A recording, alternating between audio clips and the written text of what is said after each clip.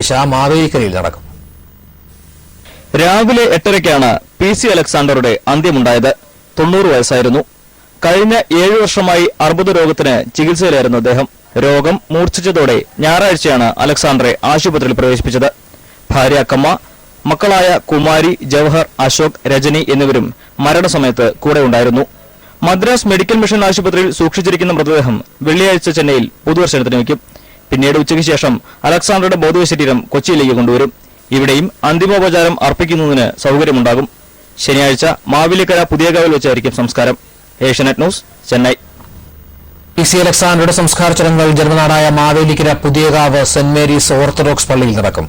ശനിയാഴ്ച നടക്കുന്ന സംസ്കാര ശുശ്രൂഷയ്ക്ക് കാതോലിക്ക ബാവ മുഖ്യ കാർമ്മികത്വം വഹിക്കുമെന്ന് ബന്ധുക്കൾ അറിയിച്ചു. പടിഞ്ഞാറെ തലയ്ക്കൽ ചെറിയാൻ അലക്സാണ്ടർ എന്ന PC അലക്സാണ്ടറെ എഞ്ചിനീയർ ആക്കാനായിരുന്നു വീട്ടുകാരുടെ മോഹം. 1ാം ഗ്രൂപ്പ് എടുത്ത് പ്രീ ഡിഗ്രി പഠനം തുടങ്ങിയെങ്കിലും അത് വഴിമാറി ചരിത്ര പഠനത്തിലെത്തി. അവിടെ നിന്ന് പിന്നെ ഇന്ത്യൻ ഭരണ സർവീസിലും. പഠനകാലത്ത് സമർത്ഥനായ വിദ്യാർത്ഥി മാത്രമല്ല, ഉജ്ജ്വലനായ പ്രാസംഗികനുമായിരുന്നു. CM സ്റ്റീഫനും PC അലക്സാണ്ടറുമായിരുന്നു അക്കാലത്തെ കോളേജ് ക്യാമ്പസിലെ ഹീറോകൾ. ഇംഗ്ലീഷിൽ ഉള്ള PC Alexander first, CM Stephen second. മലയാളത്തിന് CM Stephen first, PC Alexander second. Invariably അന്ന് ഒരുപാട് പ്രസംഗങ്ങളുണ്ടായിരുന്നു.